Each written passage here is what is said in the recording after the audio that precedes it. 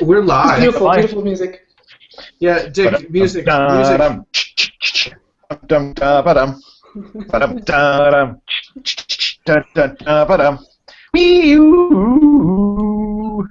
There we go. I was. Has anyone listened? I think it's ELO. Who has the song "Here's the News"? Oh gosh. Oh, that rings a bell, but yeah. I think you're right. Okay, just imagine that we played that in our head and that we had the copyrights for Right, it. it was Just like everyone pretend. with really slick like ELO style production, which is actually what I was going to say. The imagination. So, big leap after my singing. Since I'm in England, I was going to do the English style. Good evening, and here is the news. I like it. So this is Scalawags, episode number 24, called "Here's the News." We're actually going to do a news cast since we haven't done one in a while. So there's a lot of news. But first, we want everyone just to scream your name incoherently in some sort of an accent. So we'll start with Bill. Yeah, Bill. What's your name? My name is Richard Ward. That's how I like to say it because it sounds exotic. But otherwise, people call me Dickwall. That's really all I have to say. Herr Dr. Seth aus Boston. Ah, I don't know what accent that was. Yeah. do you experiment on monkey brains? Because all the best doctors experiment on monkey brains. Secret. Okay. Secret. Sorry. For some reason, And, I'm reminded of Indiana Jones. That's all I'm saying. Sorry. We have a bearded lady. We do have a bearded lady. Yes, the bearded lady. I refer to myself as Isaiah. It's French for Heather. No. Isaiah Millet.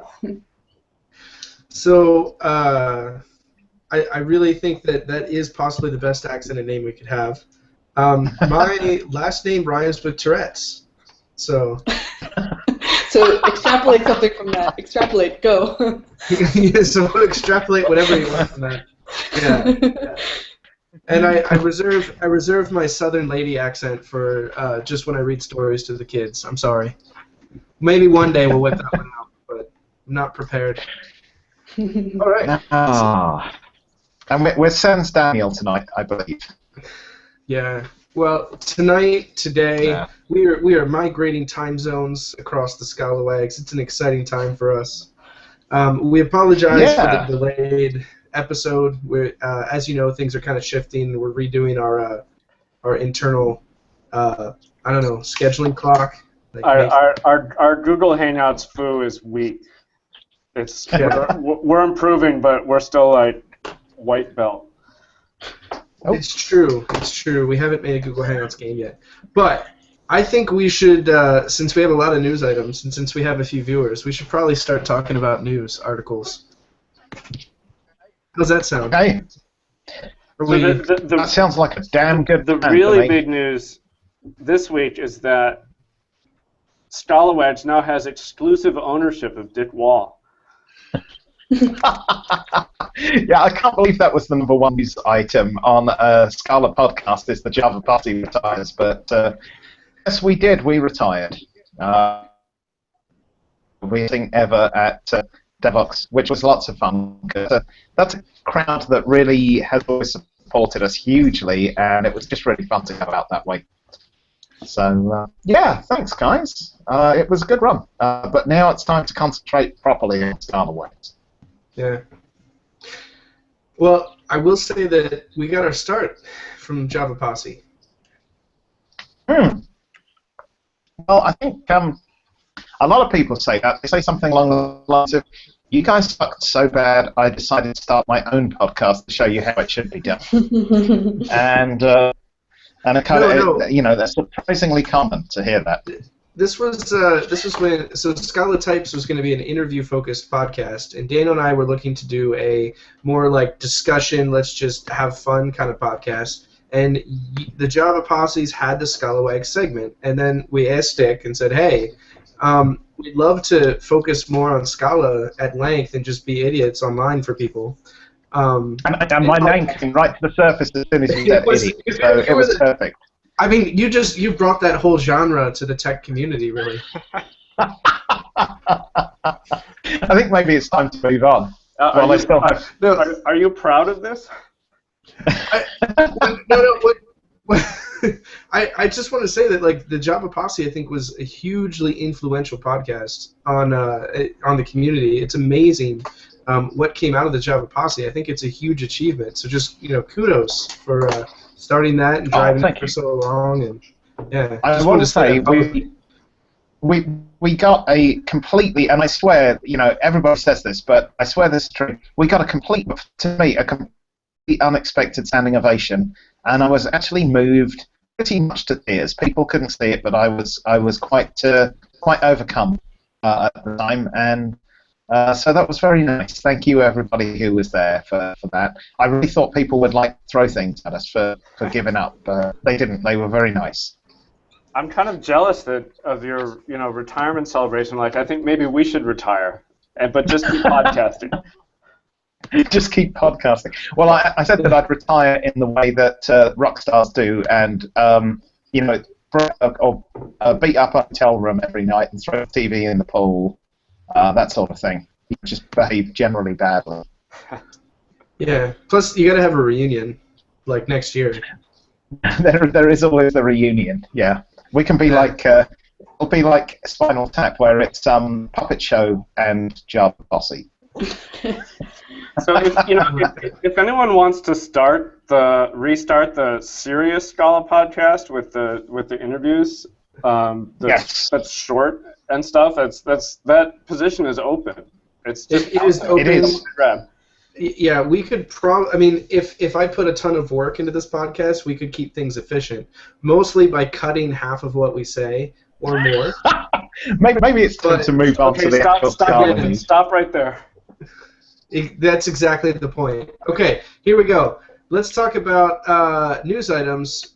Something about Daniel keeps tweeting about hearing voices. He could be going insane. Is that why he's not around tonight? Yeah. Maybe that one was for when Daniel was going to be on the podcast, so I should skip that one. Yeah, we should just skip the ones that don't make any sense. Okay. Yeah, was that... I don't know who added that agenda item, but anyway, we have a conference roundup to go through. Currently, Scala Exchange is happening. Yep, in fact, it was the first day today. I am here, which is why I'm on a crappy hotel Wi-Fi. If I don't know how my audio's coming through, but if it's at all bad, that's the reason. It's a movie soundtrack. If that helps. Okay, I won't talk a lot then, which is uncharacteristic for me, but I'll try. It's been really good. Day one was excellent. Martin, it's always fun to watch Martin talk in the keynotes because you can't follow him on Scala internals and stuff like that. But I think the best way to get an insight into what Martin's thinking right now is to watch one of his keynotes, and you learn so much from them. So the keynote today was on binary compatibility, and the thought that Scala may need some kind of intermediate format that's just the typer in the compiler, not all the way to bytecode. So it's sort of, the Scala compiler spits out an intermediate format after the typer phase, and what the Scala compiler can then recompile from forever, basically, so that we kind of fix the binary compatibility issues. And so that was really interesting. It went over very well, I think. It didn't seem to be controversial at all. It's just work. Yes. Oh, yeah. Now, the controversial part is who's going to do it, but no one seemed to think it was a bad idea, so that's good. Yeah. Oh, I know who would be on the team that would take a lot of that. Your problem, Josh. If you work too hard. I've been hoping to see more movement in that direction, coming up with random ideas myself. But yeah, all right. Next up in the conference chain, I would say we have them out of order here because I'd say Northeast Scala Symposium is an important one to mention, especially with talks submissions due tonight. Yes. Which I think only one of the 4 of us have submitted a talk. Is that correct? I did. I put one in. There was one from someone named Richard Wall. I don't know. It might be your brother or something. No, that's me. Who is that, Bill? Is that a friend of yours? No, it's me. I put it in as Richard. You mispronounced it. I'm going by Richard from now. So, no, it was me. I sometimes fill in forms that way because it is my proper name, and only people call me Dick. People. I don't know. But just yeah, call you Richard. Yeah, my mum calls me Richard when she's angry with me. Yeah. So we are very excited to have the Northeast Scala Symposium back in Boston for the first time since 2012. This is our 5th year. Yeah. Tickets are sold out already. They sold out in 3 hours, which is like fast, but not so fast that if you didn't get one, it's your fault. But you can still get in if your talk proposal gets voted in. Proposals open till midnight tonight. So get in to get a proposal. Oh, go ahead. Sorry. Actually, I wanted to add another news item after this one because it's like the right place. Something I haven't announced yet, but whenever we're done with the Northeast Scala Symposium, then let me know. Go for it. I think we're done. Okay, cool. So we just found out like last week or something. So first of all, what's usually the Scala workshop, which has been in the last 2 years co-located with an academic workshop. With academic conferences. This year is going to be a symposium, like a proper symposium. It's going to be co-located with PLDI in Portland, Oregon. So this is at the end of June. I don't know exactly the date. It's like June 27th or something like this, or 18th. Or I'm going to make a proper announcement. There'll be like a nice web page and all of that. But so basically, it's growing and it's become a proper symposium, and it's this time now it's on the West Coast. So for the first time in a few years now, it's actually in the U.S., which has been kind of frustrating for some people because basically. We've been sort of Eurocentric for the last 2 years and been only catering to people who could travel from different places in Europe. Now it's in the US, so people have no excuse to go. Wow, that's exciting. That's really exciting. Yeah, it's also... For people who might not be aware of what you've done in the past, this is the academic, focused Scala conference. Yeah, so it's one that where we actually publish research papers in a proper... like in the ACM, and also, this year we made it a little bit more, a little bit less academic. So it was probably say 80 or 70% academic, 20-25%, industrial or not academic. But next year we're hoping to fix this a little bit, make it maybe 60-40 or something like that. So keep the academic papers, but also have enough people who come from industry and whatnot to sort of relate to the academic work that's going on around Scala. So as people doing stuff like these compilation techniques sort of things, people doing things like staging or interesting stuff with macros, or people coming up with new data structures or things like this in Scala. So things that are obviously a little bit more academically focused, but usually have some sort of prototype or something that somebody could pick up and use, but somewhere not totally industrial. It's not totally. It's more academic. I don't know how else to explain that. The intimidating thing for me was the writing a paper. So originally the first Scala days I think tried to blend the submitting papers to ACM and a Scala conference, and then we kind of fragmented into let's just do something like what the Python. Or just get together and then have an academic focus one. And I actually missed the papers in Scala days. So really happy you guys are doing this and have been. So. And hopefully, this year we're going to probably try and get a few. So this past year we had invited speakers, but they were still academically oriented. So we had, actually, shoot, what did we have? I kind of forgot. Actually, I can't remember who I have at the top of our head. Okay, we had an Idris talk, and we had to talk about Scala education, basically, but they were still a little bit more like teaching Scala or Idris, which is dependently typed programming language. So it was kind of like sort of things that Scala could learn from another dependently typed language that's not actually dependently typed. But this year, I think we're going to have more I don't know, like broader interests sort of invited speakers. So we'll still have one or two invited academic speakers, but then we'll also have one or two, like I said, broader sort of industrially oriented speakers. So hopefully also, it'll attract other people rather than just a bunch of academics. But it's also part of... It's in Portland, so that's another attraction. Yeah, Portland's a great city, and also... I was going to say Portland's a big beer city. Yeah. So if I can, I'll be there. Okay, cool. You should come.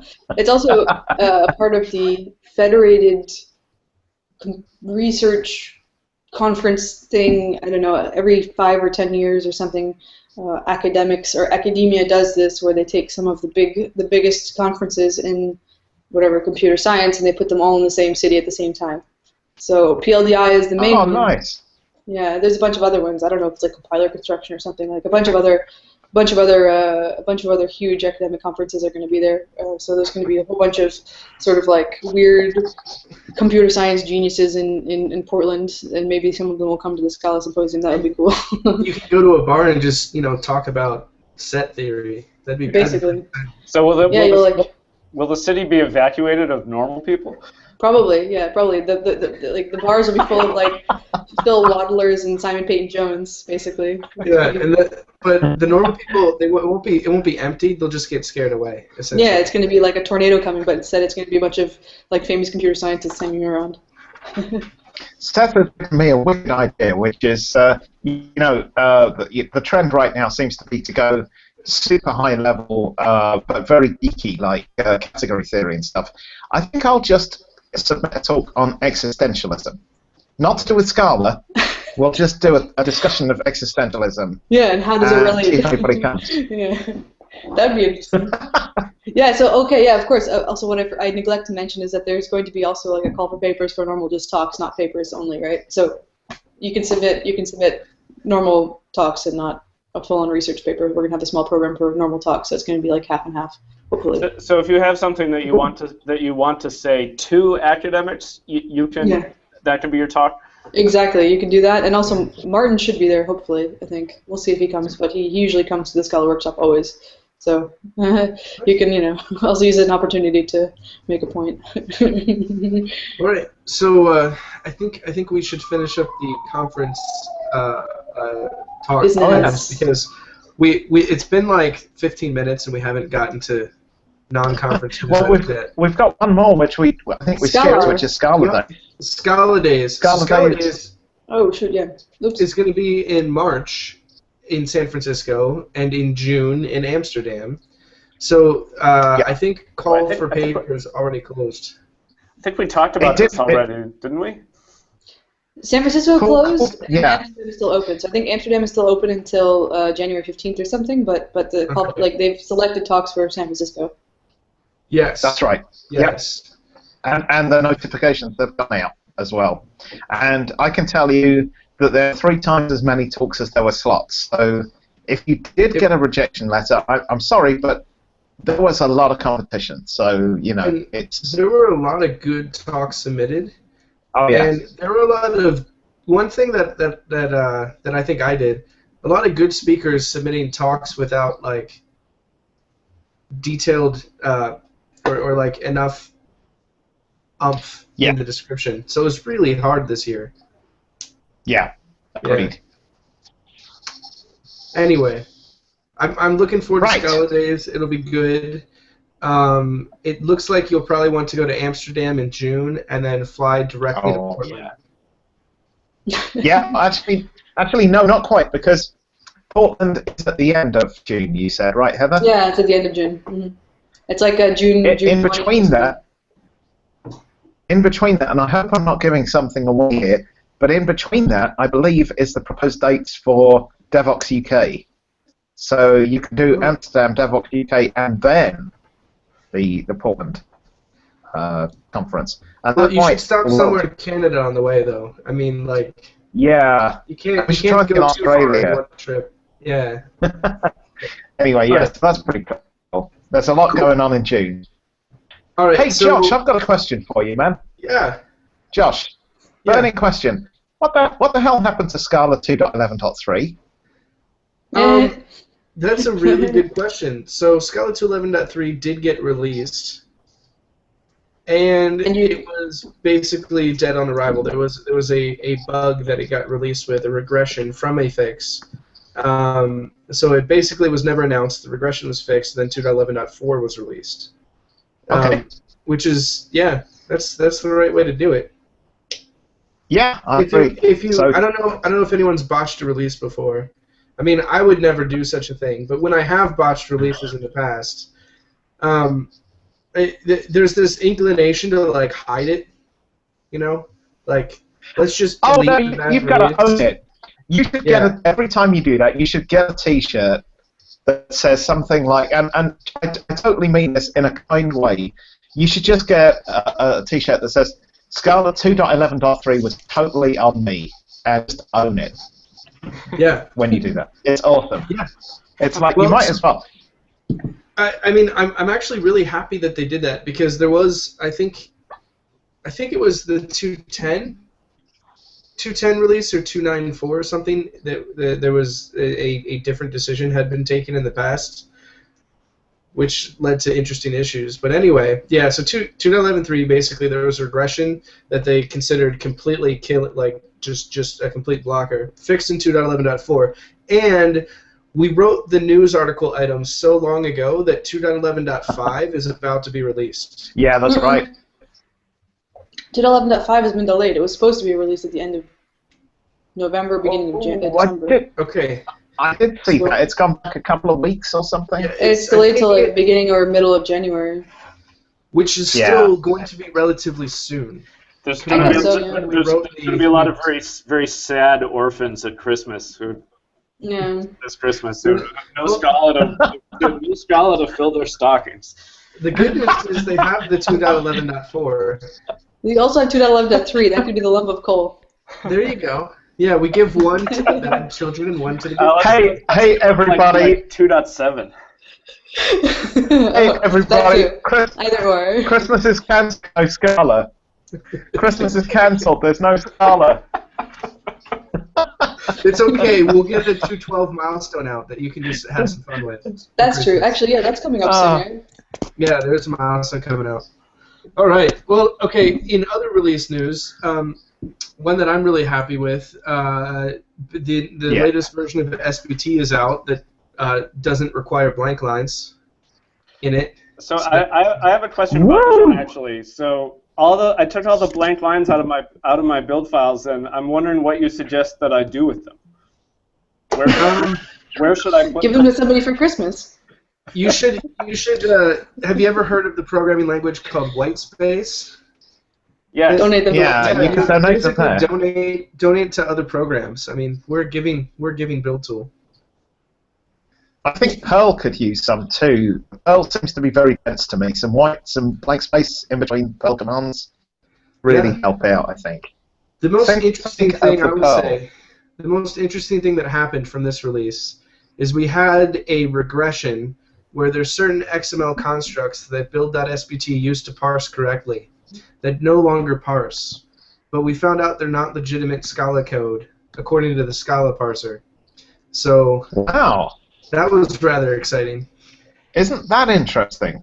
If you force blank lines, it's amazing. You can accept all sorts of things you shouldn't really accept. Is this a rare issue or one that people are actually hitting? It's a common issue in SBT because you manipulate XML in SBT.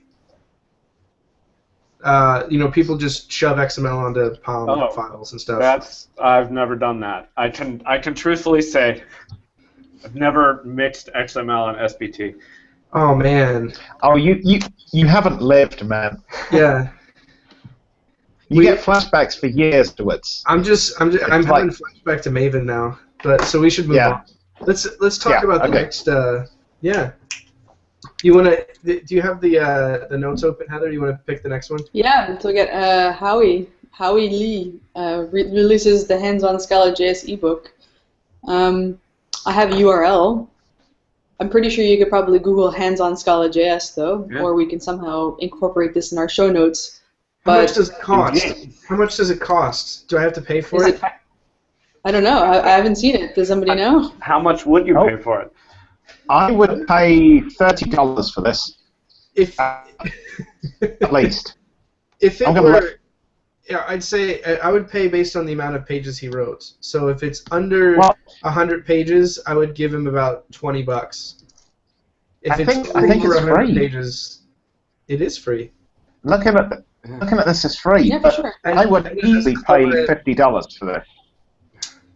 So I mean, looking at it, he has moving shit on the page. This is actually pretty big news. Just like you know, if there's a book about something, then it exists. True. Yeah. And it's an amazing beyond that, I can give you an important perspective here, which is that Scala JS is one of the trending topics at Scala Exchange. It's really hot this year. Lots of people talk about it. So I just happened to notice that there's a lot of interested parties. I just gotta say I'm amazed with Lee.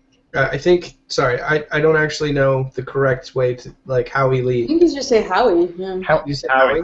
Howie, like Howie Long. Mr. Lee. Yeah. I don't know. I'm just like amazed at how prolific he has been in our community. Like he's definitely doing a lot with Scala JS. He has a Scala parser which can parse Scala XML that he implemented. It does not include an AST, but it can actually parse through all the files. That is different than the one that comes in the Scala compiler. He's just kind of churned all over a bunch of different projects. And apparently he also wrote a book. So, and I don't think this was his day job. No, he works at Dropbox and writes Python, so I don't even know where he gets the time to do this. Yeah. So I'm just I amazed. think he's invented a time travel device and he hasn't told anyone. It's the only logical explanation. That's very possible. That's very possible. Yeah. All right. So I'm going to have to put the timer down for the next news article. Okay. Right. This is what I think I'm really excited about, right? Who, me? The next news item I think Seth is really excited about, right? Oh, Seth. Oh. What am I excited about? I've been excited about several things already. I'm excited about the symposium. Excited about hands-on. Oh, am I excited about Scala mock? Yes. I was actually testing the waters there. Because when it comes to excited might be a little overstating it. Well, when it comes to test library opinions, I feel like you have the strongest, best elucidated opinions I've heard. So I just wanted to get your 50 cents on Scala mock, since Scala mock is back. I would speak up for don't. I actually don't have a lot of experience using mocks. Like it's something that I try to avoid. Oh. As a practice. Interesting. I'll speak up for it because I'm excited about this one. So what I particularly liked about the old Scala mock when it was around was you could mock out, amongst other things, you could actually mock out objects with it. And you could mock out function literals. And from that point of view, at least at the time, it was fairly unique in the Scala world for being able to do that.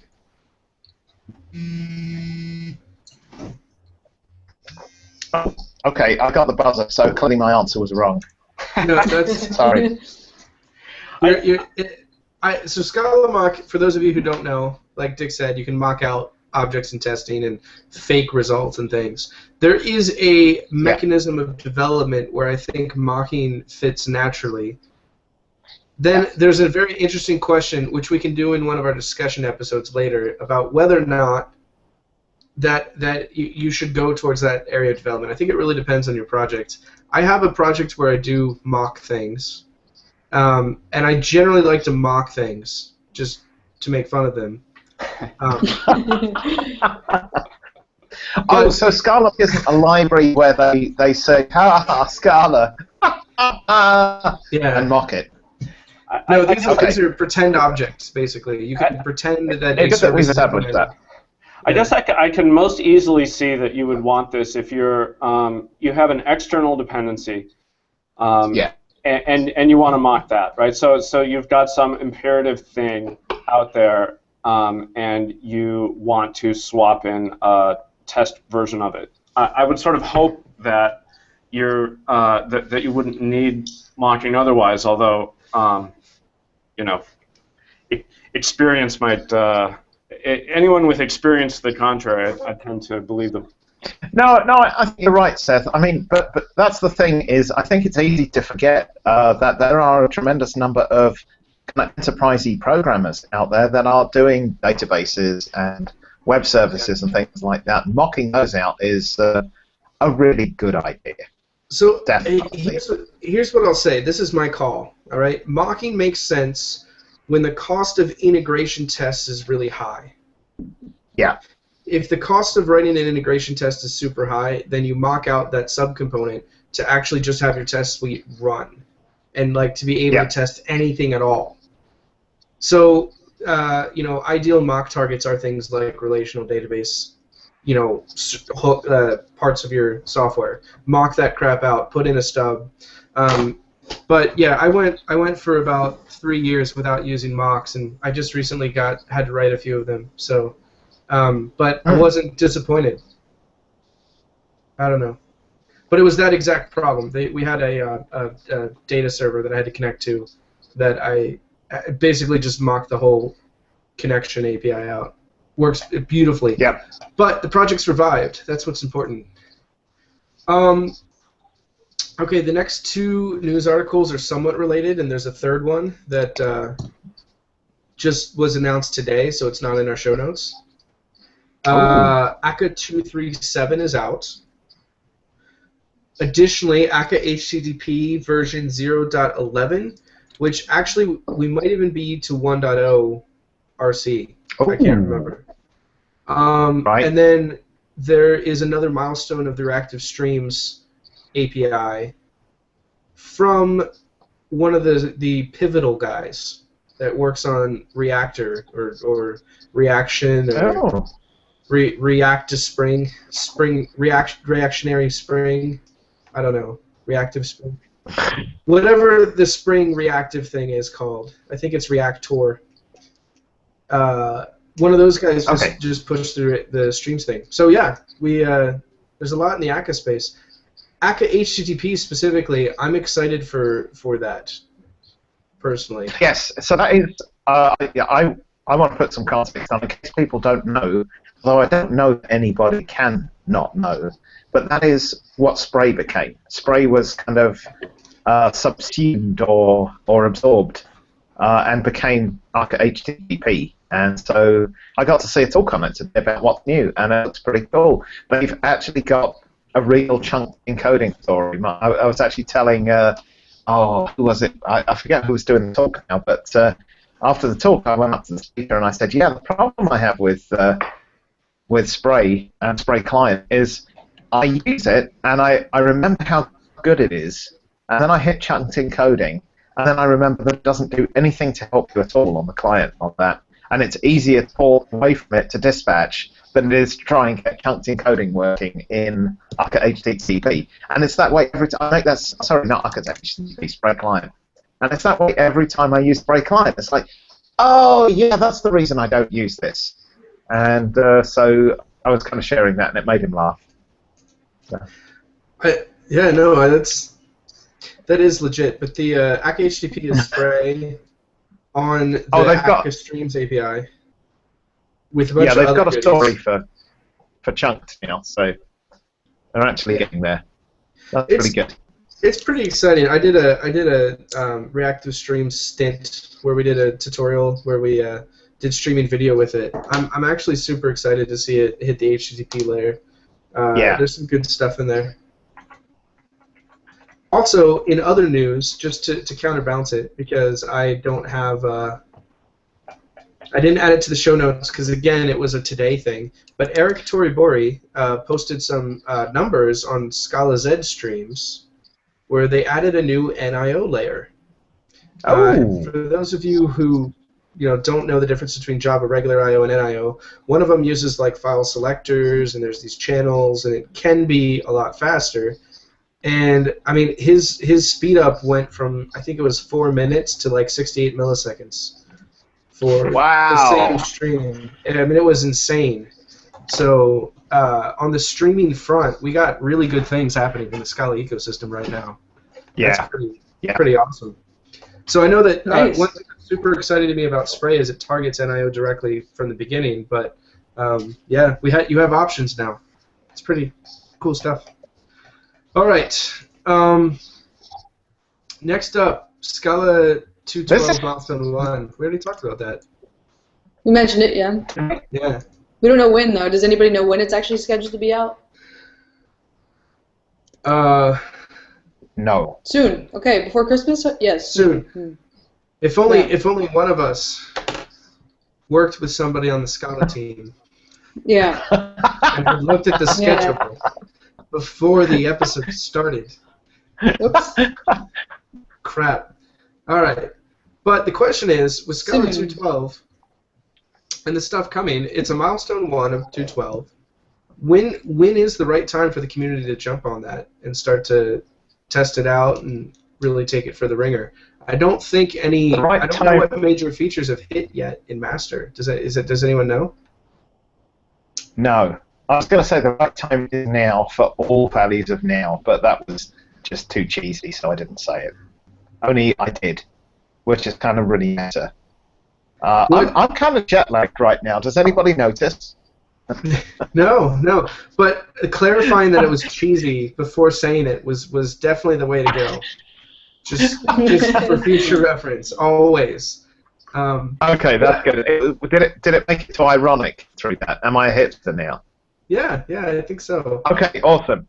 Cheers. So there's a lot of back-end work going on Scala 2.12 that I'm pretty excited about, and I really wish I had more of an opportunity to just start throwing 2.12 at things outside of dbuild and just see how things are going, because with the back-end rewrite that they're doing, I think a lot of it's targeting 2.11 and 2.12 simultaneously. That's in the roadmap.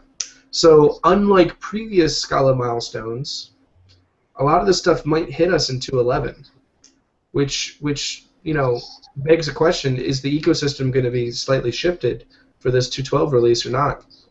Just throwing that out there as a question. I don't know. Yeah.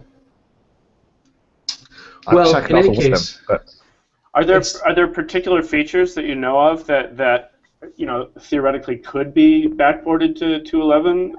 I mean, the compatibility requirements are such that it's awfully hard to backport anything. Well, so the backport is going to happen underneath a flag. So you're going to be able to enable it with a flag to try it out in the 2.11 compiler, but it's not on by default. Index of flags. There's needs to be a flag periodic table soon, one of these days. Yeah. The other thing is just remember, everyone, if you type -y or even I think X might be okay, but if you type -y, you are in dangerous territory. Yes. Essentially, whatever you're doing probably is important, but just don't share your libraries on Maven Central. You don't know what you put in them if you're using -y necessarily. Yep. At least that could be the case in the future. So something would be allowed in under a -y flag, even if it broke binary compatibility, and it would just come with that big caveat. Well, here's a good example. -optimize actually will break binary compatibility. If you compile a jar and the next version you compile with -optimize, you've broken binary compatibility. And that's always been the case, right? That has always been the case, yeah. Yeah. Some of the really I think cool stuff is they're under not. -y, though. But there's a lot of stuff that you can get with -y that's totally harmless, right? That's true. There's a lot of things that, like extra compiler warnings, that almost the everyone Brown tree is recommends one that sticks up for me. -y browse tree is very useful if you're writing macros and compiler plugins. It's incredibly useful. But you know what the -y warnings, they aren't safe for me because they make my build fail. So I want to hear what Heather had to say because I cut her off, and I'm sorry about that, Heather. What did you want to say? Oh, I have no idea now. I think I had moved on mentally to something else. So no worries. Continue. Oh no! Oh no! It's looked for. Okay. All right, so let's keep going down the release chain of what's come out. Another one I'm excited to hear. Okay, so we have the streaming stuff happening where we have multiple things in the ecosystem. We have Akka HTTP coming out. Also, Unfiltered hit a 0.8.3. And Unfiltered is definitely one of my favorite projects to just spin up an engineering interface quickly. Because I have never heard of this before, so tell me about it. Servers, generally, you don't pay me to write a web interface, but when I do, and I need to make that engineering web thingy thing, I like using Unfiltered. Unfiltered is basically I believe it's on Netty, and it's just like a pattern match an HTTP request and give a result. That's it. Ooh. That's the only thing it does, and it's on top of Netty. It's a nice little web server if you ever need to do something nice and quick. But yeah, the 0.8.3 release was out. Nathan Hamblin is the author. Nathan Hamblin, and I believe, I always say Nathan and Doug. I don't, I always include them together, which could be wrong. Could be very wrong. It's kind of like how we have Bill as our co-host, and then Dick is another guy that works with Bill. I'm saying that because I'm in England. Whatever bait this is, I'm not going to take it. Okay, all right. Anyway. So yeah, Unfiltered has another release. There's a new library from some of the guys in Japan, from M3, called Octoparts. Does anyone? Is this to do with GitHub? Is it to do with GitHub? It says it's a request aggregation service. Oh, because Git has AutoCAD as the logo, as the mascot, right? That's where I thought it might be. But Octoparts is a website as well, right? So is this just like an API that they have in their website, or I'm a little bit confused. Does anybody know what I'm talking about? I don't know. Octoparts in general? I'm looking at that. There's a link in the show notes for Octoparts. It says it's a API request aggregation service. Works as a middleware between your front end and your back end services, taking care of request parallelization, response caching, fault tolerance, and performance visualization. Oh, okay. Oh. Now, what I really love seeing in the Scala ecosystem, and I don't know if anyone's noticed this, but libraries nowadays include monitoring and performance visualization features. That's actually, the sign it does that look cool. We've grown up and gone enterprise, guys. Oh, yeah. No, that's been known been that way for at least a year now. Wait, does it mean Google Analytics is enterprise? Yes. You have Oh, very. Yes. Very, very. If I make a Pokemon website, cool, but I'm still going to use Google Analytics. Yeah, if you use Google Analytics for your Pokemon website, that's an enterprise Pokemon. That's what I thought. I was just making sure. He needs to wear a tie, actually. So. Yeah. Is he? That's awesome. Yeah, but okay, so it looks like this handles APIs and things. REST. I would check out the website instead of having us randomly read it to you. But their logo is very interesting. It looks like one of the Pac-Man ghosts as a Cyclops. Very happy one. Usually the Pac-Man ones are scary. So friendly Pac-Man monster, yeah. He's happy because he has those pretty graphs. That's what makes a ghost happy. Yeah. True. Actually, the graph, it does look pretty cool. The graphs look very surprising. I'm getting my wallet out right now. So I think the next news item is actually a pretty big one, by the way, right? The next one, Scala style, or no, Scala IDE. Oh. Sorry, I skipped one. Yeah. Okay, guys. Scala IDE. Scala IDE 4.0. Yeah, there's a big ticket item in here. Have you been using it? Yeah. I'm sorry? Do you use the Scala IDE? I use only Sublime. So, Oh no, man. Oh man. sorry. Okay, I've got to do a straw poll. podcasts use Scala IDE where they can talk about the feature. Sorry. I was just going to say that I use IntelliJ, I'm afraid, and Sublime, depending on the circumstance. So I'm not the person to ask about this. So Seth? Emacs. Only Oh, Emacs. man. Okay. The one true editor. I use IntelliJ, Sublime, and Eclipse depending on what project will work best. Okay. So tell us about Scala IDE then. Yeah, so what's really exciting about Scala IDE 4.0 is they changed the architecture slightly so that the same plugin can handle multiple versions of Scala.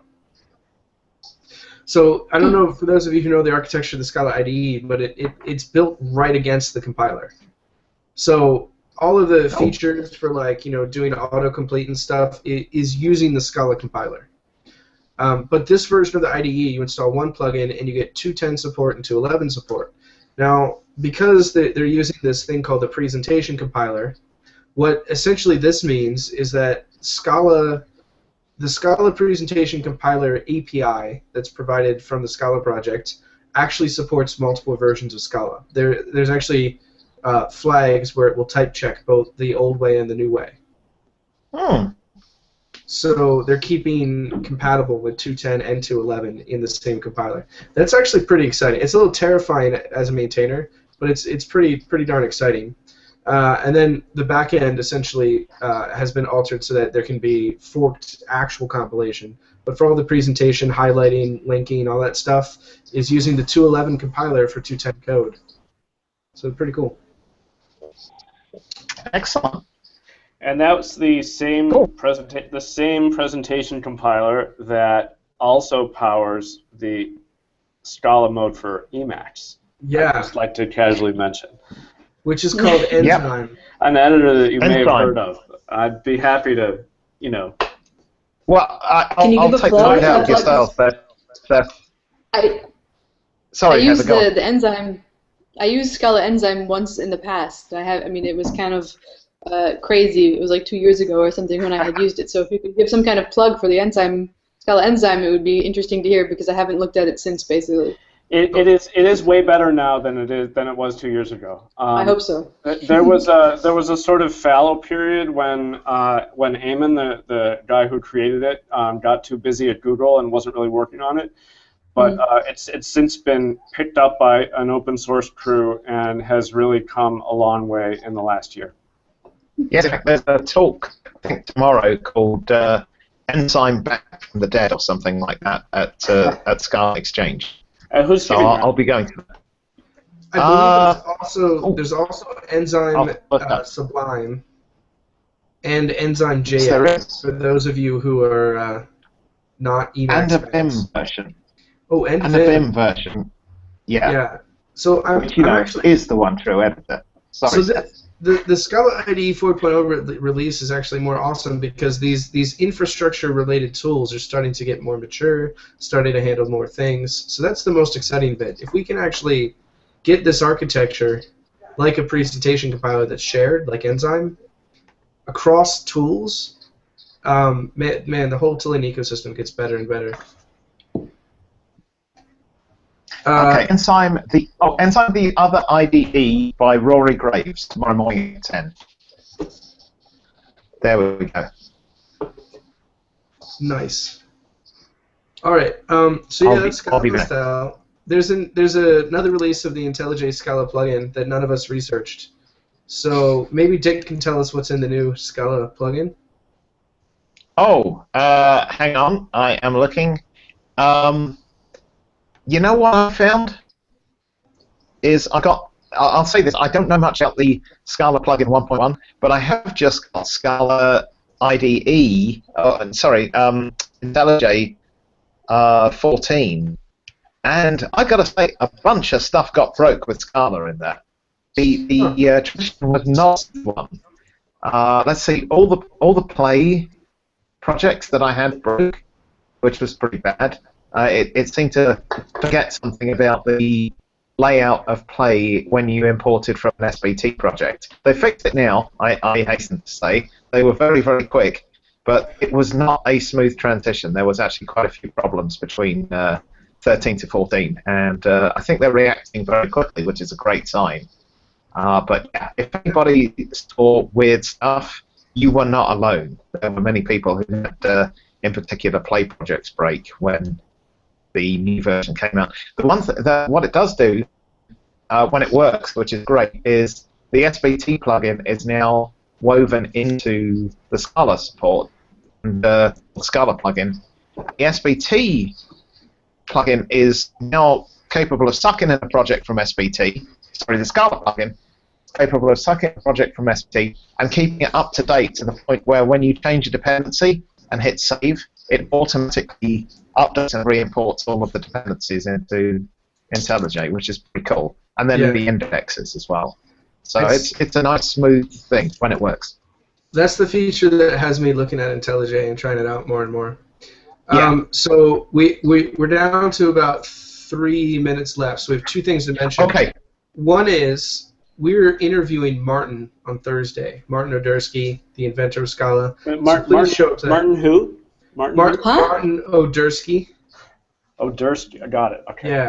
Yeah. He's when you say we, Josh, I won't be there because I'm doing training, unfortunately. So I regret that I will miss that. I think it's actually going to be Heather, Seth, and Daniel because I have some family stuff I have to take care of, so I won't be there. You're going to miss it. What? Really? Yeah, I can tell you more later. Okay. It's unexpected. Anyway, so there's a Martin interview Thursday. It's at the same time we started this podcast, I think. Maybe. No, it's earlier. No, it's earlier. Oh, it's earlier than this podcast. It's 4 hours earlier. It's 4 early hours in the morning earlier. for people. It's way early. That's way. I should say at this point, although it may confuse things, I talked to Martin because we were on a panel at the end, and he said he would be open to postponing it by a few days if it made it easy for us. But I didn't promise anything. So if you guys want to go ahead and do it, you should do it. I'll tell tomorrow that it's still on. Yeah, we should. If we have a quorum, we're going to do it. If we don't, we'll try to get more of us on there. But anyway, okay. Do you think that real pirates ever worry about whether they have a quorum? No. They have mutinies, actually. They just have their swords out. We didn't show up. We're just going to do this. We're only pretend pirates. We're not real pirates, unfortunately. It's much more fun to pretend, I think. Yeah. And with that, I think we should actually sign off. So okay. Dick, it was wonderful listening to all the German music you were laying down. All that electronics. It was beautiful. Just want to say thank you for that. That's actually Seth's joke. For those of you who don't know, Seth randomly types in hilarious things in chat throughout the episode, and we try not to laugh. That's it's pretty challenging, actually. It is. All right, well, thanks everyone. See you guys. Yeah, we'll see you in a few days. See you on